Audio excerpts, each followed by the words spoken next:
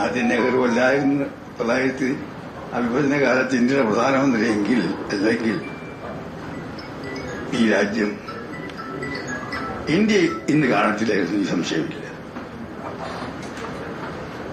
India അന്ന് തകരാതിരിക്കാൻ കാരണം, സമുദായമായി നൽകാൻ കാരണം ഇന്ത്യയുടെ പ്രഥമ പ്രധാനമന്ത്രി ജവഹർലാൽ നെഹ്റു ആയത് കൊണ്ട് തന്നെയാണ്.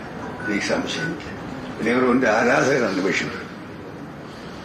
അദ്ദേഹത്തിന്റെ ആരാധ്യ പുരുഷൻ നെഹ്റുവാണ്. അതിന്റെ കാരണം നെഹ്റുവിന്റെ ആശയങ്ങളാണ്.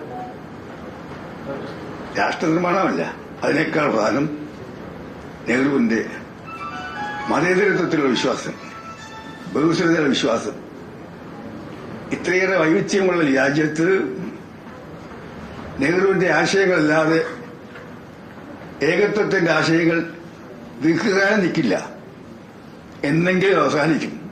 അവസാനിക്കുന്ന വളരെ ഭയാനകമായ ഷോക്കോടിയായിരിക്കും. പക്ഷേ നെഹ്റുവിന്റെ ആശയങ്ങളില്ലാക്കാതെ നിൽക്കും.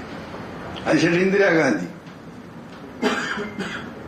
ഇന്ദിരാഗാന്ധി ഭരിച്ചാലേ പാവങ്ങൾ ഗതിയുള്ള മുദ്രാവാക്യവുമായി ഡൽഹി തെരുവിൽ കൂടി പ്രകടനം നടത്തി ബഷീറിനെ ഓർക്കുന്നുണ്ട്. രാജീവ് ഗാന്ധിയെ അതുപോലെ ആരാധിച്ച നേതാവാണ്.